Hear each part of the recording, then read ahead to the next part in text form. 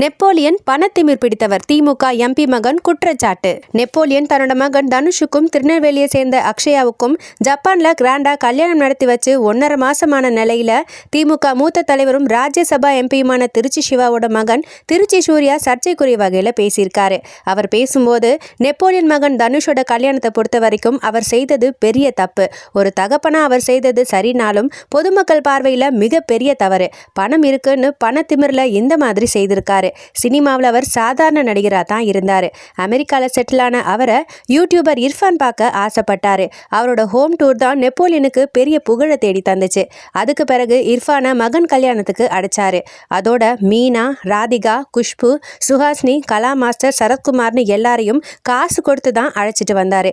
வெறும் ரிலேட்டிவ்ஸை வச்சே கல்யாணம் பண்ணியிருக்கலாமே. இதுக்கெல்லாம் காரணம் பணத்திமிர்னு பேசியிருக்காரு திருச்சி சூர்யா. திமுக அமைச்சர் KN நேருவோட நெருங்கின உறவர் தான் நெப்போலியன். அதோட நெப்போலியனும் திமுகவுடைய முன்னாள் எம்பியும் கூட. நிலைமை இப்படி இருக்க திருச்சி சூர்யா ஏன் இப்படி பேசினார்னு யாருக்குமே புரியாத புதிரா தான் இருக்கு.